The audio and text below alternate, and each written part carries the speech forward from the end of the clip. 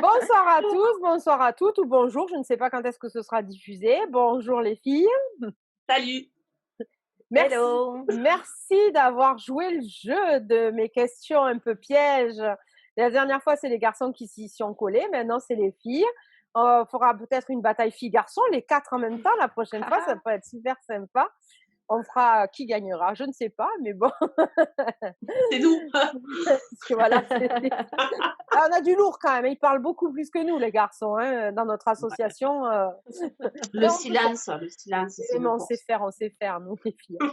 Donc Laurence, je vais te laisser te présenter en 30 secondes. Céline, après tu te présenteras et je vous poserai la question ou les questions qu'on m'a envoyées ou que j'ai moi déjà pour vous depuis un petit moment. D'accord. Ça fait monter un peu la pression là. Alors, Laurence Alenda, donc moi j'ai ouvert mon cabinet il y a 1 an maintenant. Je propose, notamment des guidances avec des outils de cartomancie et de numérologie, mais également des ateliers, d'EFT et d'affirmation positive, et je travaille aussi bien auprès des personnes en tant qu'individus, que de professionnels, et de guidance stratégique aussi pour, les projets d'entreprise. Voilà, et sur le feu, mais on n'en parlera pas trop aujourd'hui, un futur auteur. Prochaine fois, ça, Prochaine fois, on se le garde sous le coude. c'est ça. Et toi, Céline? Donc, Céline Bonnet, tarologue et coach de lettres. Donc, à peu près comme Laurence, installée depuis 1 an aussi. Donc, mon public, c'est un public, on va dire, qui est en recherche d'évolution personnelle, d'avancée, de solutions de problématiques.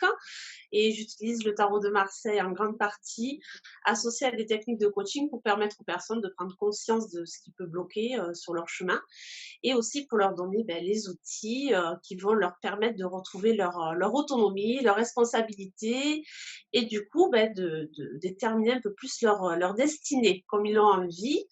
Voilà, et puis sinon, qu'est-ce que je propose? Cela, mais c'est à travers donc des séances de tarot de Marseille ou de coaching. Je fais également des cours de tarologie parce que je suis passionnée par ce support, j'adore ça. Et aussi, j'ai un projet dont j'ai pu déjà discuter avec Laurence en off, et on en parlera aussi un autre moment. Voilà, c'est dans la pouponnière, on va dire. C'est cool parce que les filles, elles nous mettent l'eau à la bouche, on a envie de revenir. Donc la Voilà. première question, c'est les cartes, le tarot, puisque toutes les deux vous utilisez le tarot. Le tarot depuis toujours ou le tarot depuis pas longtemps? Laurence, je te laisse commencer. Allez, c'est le privilège de l'ancienneté. Alors, le tarot depuis presque toujours, en fait. Le tarot, je l'ai en main depuis que j'ai, je crois, 20 ans. J'en ai 47 aujourd'hui, donc ça fait 27 ans que j'ai le tarot entre les mains, et le tarot de Marseille, pour être plus précise, voilà. Il m'a été remis entre les mains. Un tarot de Marseille m'a été offert par une dame qui est médium, qui m'a dit: «Il te sera plus utile à toi qu'à moi». Je me suis retrouvée avec un jeu de tarot de Marseille entre les mains, et puis, à l'époque, pas beaucoup de boutiques ésotériques, pas beaucoup de livres. Il faut être un petit peu initié déjà pour aller les chercher et les connaître, et pas forcément quelqu'un dans mon entourage qui était en mesure de me faire un apprentissage. Donc une autodidacte du tarot de Marseille. J'ai commencé avec le tout petit livre qui explique comment chaque carte, se traduit, et puis, à l'époque, alors, il avait été vendu en bureau de tabac, un support à gratter. On grattait 5 cartes du tarot de Marseille et on faisait la lecture du tarot de Marseille. Et en fait, je suis allée en chercher 3, 4. J'ai découpé les toutes petites cartes qui n'étaient pas plus grosses que l'ongle d'un pouce, et donc du coup, je me suis entraînée comme ça. Et puis, de fil en aiguille, des jeux sont apparus, donc je me suis équipée d'autres jeux, plutôt des jeux classiques. C'était du Mademoiselle Lenormand, par exemple. Et puis, de fil en aiguille, il y a eu le tarot de Titiana, voilà, 2-3 tarots comme ça, que j'ai découverts.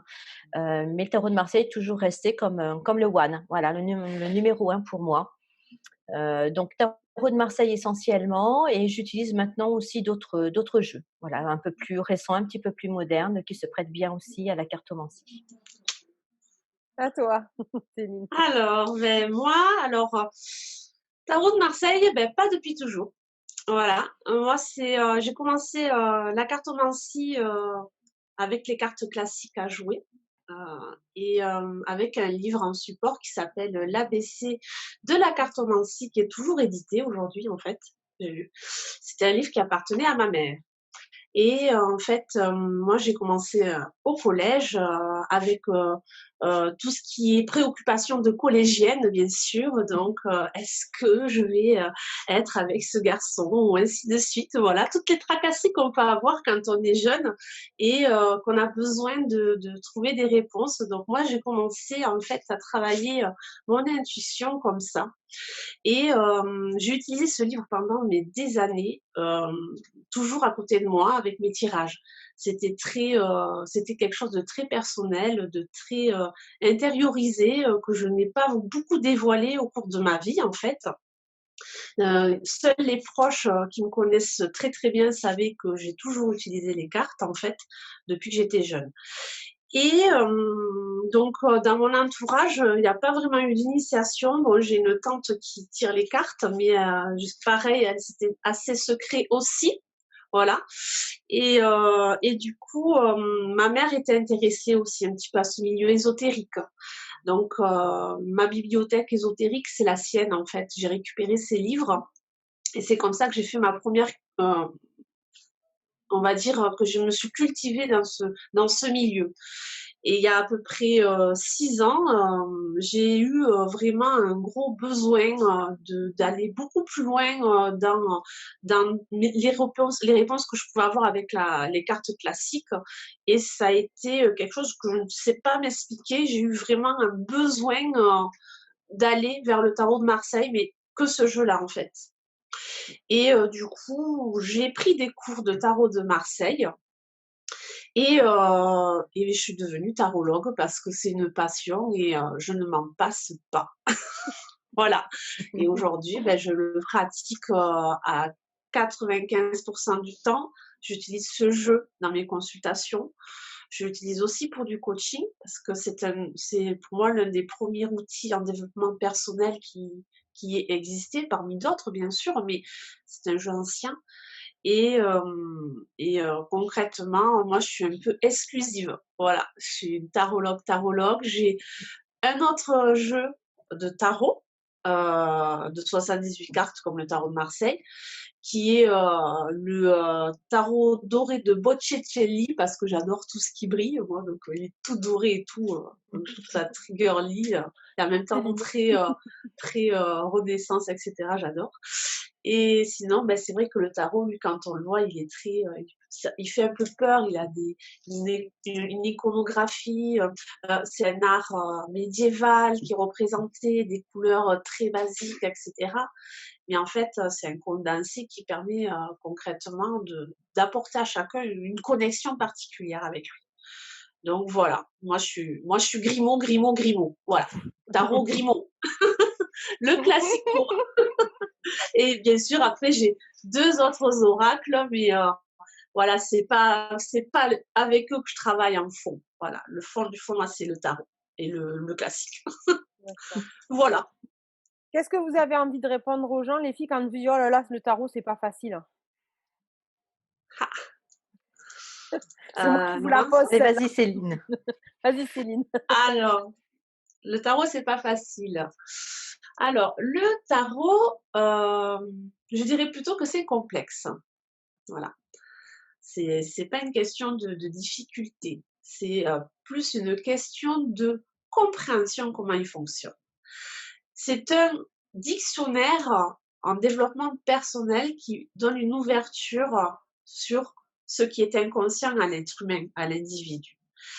Et pour pouvoir justement l'appréhender, il faut comprendre déjà que c'est un outil qui va permettre de comprendre comment fonctionne la personne, déjà d'une part. Et une personne, elle fonctionne avec dans plusieurs domaines de vie. On a différents comportements, etc. Et il faut le prendre déjà en ce sens-là, le tarot. Dans le sens où c'est un outil qu'il faut savoir utiliser. Comme avant de planter un clou, il faut savoir utiliser le marteau, sinon c'est mal au doigt. Le tarot de Marseille, c'est très schématisé, c'est très simpliste comme représentation. Mais c'est ça. il faut savoir comment il fonctionne. Donc, pour savoir comment il fonctionne, il faut s'y intéresser un minimum et il faut avoir vraiment envie d'aller le découvrir. Parce que c'est vrai que c'est tellement une source infinie d'informations que c'est comme quand on va prendre une langue étrangère. Quand on va apprendre une langue étrangère, c'est jamais évident au départ, parce qu'il faut qu'on apprenne les choses. Mais une fois qu'on les a acquises, après, on peut parler avec quelqu'un d'une manière très fluide. Et plus on pratique, et plus c'est fluide. Ben, le tarot de Marseille, c'est un peu pareil au niveau de l'apprentissage. Alors, difficile, complexe pour moi. Toi, Laurence? Alors, tarot de Marseille, oui, on ne se lance pas dans le tarot de Marseille comme ça, on l'achète et puis on lit le livre et on fait les tirages. C'est un jeu tellement complet, qu'il faut l'aborder avec, je pense, beaucoup d'humilité, en fait, au démarrage. Si on veut se lancer dans le tarot de Marseille, parce que c'est un grand classique, c'est vraiment le jeu des jeux à mon sens. On peut tout aller voir en divination, on peut tout aller voir en guidance, on peut tout aller voir, comme le disait Céline, en compréhension, en développement personnel. On peut tout aller voir dans le tarot de Marseille. Et donc, si on commence à se lancer dans le tarot de Marseille en disant je vais tout aller voir, oui, on n'y arrive pas, comme ça de prime abord. Il faut vraiment commencer simplement. Voilà. Donc, moi, le tarot de Marseille, alors, moi, je ne donne pas de cours de tarot de Marseille. J'envoie vers Céline, je préfère, parce que c'est elle la tarologue. Mais en tant que cartomancienne, et en tant que cartomancienne qui propose comme ça des ateliers de cartomancie intuitive, je peux aussi aborder le tarot de Marseille de manière intuitive. C'est-à-dire que je peux arriver à enseigner le b.a.-ba du tarot de Marseille pour le rendre accessible. Mais encore là, pas trop d'ambition sur son usage du coup, hein. C'est-à-dire que je vais expliquer comment sereinement on peut comprendre l'objet principal de chaque carte, et comment on peut se lancer dans une lecture simple et sur un tirage simple. Et à partir de là, on arrive. Mais c'est vrai que ça va nécessiter de connaître le sens de la carte principale et puis comment on peut la décliner un petit peu dans tous les domaines. Et ça va nécessiter, comme beaucoup de jeux de divination, vraiment destinés à la divination, hein, pas simplement au conseil comme certains oracles, hein. Les jeux de divination, c'est un support de lecture, mais c'est un support aussi de canalisation. Et donc, ce sont des jeux dont on ne va pas se contenter de lire la signification, mais sur lesquels on va devoir se laisser porter pour capter l'information que la carte veut nous donner à ce moment-là. Et c'est ça qui rend peut-être le tarot de Marseille, mais comme les jeux classiques divinatoires, hein, on peut aller chercher le Bénin, on peut aller chercher les Lenormand, on peut aller chercher des tas d'autres jeux, c'est ça qui va le rendre complexe. Vous prenez un jeu pour débutants, jamais je dirais à quelqu'un prenez le tarot de Marseille en débutant. Ou alors c'est que vraiment il vous attire et que vraiment vous voulez percer un petit peu les secrets de son usage. Mais un débutant, je ne lance jamais sur un tarot de Marseille. Je vais lui conseiller d'aller chercher des jeux qui ont une iconographie beaucoup plus proche du quotidien. C'est-à-dire que prenez le tarot de Marseille, la naissance, vous n'avez pas une carte qui parle d'une naissance. Donc, vous allez un petit peu opter pour est-ce qu'on part sur un début de projet, un début de quelque chose, on choisit le battleur? Est-ce qu'on choisit le monde parce que finalement on a un gros rond, ce serait presque un ventre qui porte? Voilà, on va chercher l'information différemment. Elle sera de manière indirecte, j'ai envie de dire. Alors que si on prend un oracle des miroirs, on a la carte naissance. Donc, est-ce qu'il va y avoir une naissance? La carte, elle sort, c'est la carte de naissance, il y a naissance. Voilà. On va prendre un Lenormand, on chope la cigogne avec les petits dans le nid, on a une information de naissance. Donc, c'est ça qui fait qu'un jeu est complexe ou pas de prime abord. Ça va être son iconographie en réalité. D'accord. Bah, vous avez la même réponse, quoi, plus ou moins. C'est Oui, ouais. oui. Bon, je pense qu'on est raccord de toute manière, hein, Laurence. Oui, tout à fait. On vient de la même école, hein, en plus. Oui, pour la petite anecdote, Céline et moi, on s'est rencontrés il y a 5 ans, c'est ça? 5 ans, Ouais, 6 à peu ans? près, ouais. À peu près 5-6 ans. Ouais, On oui. s'est rencontrés à l'époque où moi j'ai voulu apprendre académiquement le tarot de Marseille, c'est-à-dire reprendre un petit peu des cours de tarot de Marseille de manière telle qu'il est enseigné. Donc il y a quand même deux grandes écoles qui enseignent le tarot de Marseille. Donc je suis allée prendre l'enseignement d'une des deux grandes écoles et donc je me suis retrouvée dans le même groupe que Céline et c'est là qu'on s'est rencontrés et c'est vrai que il y a quelque chose qui est passé parce qu'on a quand même la même appréhension de ce jeu, de ce qu'on en fait, et cetera. Donc Mmh. c'est vrai que, Exact. là-dessus, tu auras du mal à avoir des avis divergents sur la pratique du tarot de Marseille parce qu'en effet, on Mmh. a quand même le même point de vue et en Mmh plus, on mh. s'est rencontrés sur des cours qui nous ont enseigné Mmh. le tarot de Marseille d'une manière un petit peu, à la fois, je dirais, semi-académique et semi-intuitive. Voilà. OK, Oui, exact. OK. Mmh. On Bon, a la ben, même base. ouais, vous avez les mêmes bases. Merci beaucoup les filles, c'était Mmh. très gentil. À très bientôt. Oui, Avec grand plaisir. avec Merci beaucoup. plaisir. Au Merci revoir à tout le Bérangère. Au revoir. monde. Ciao, ciao. Au revoir tout le monde.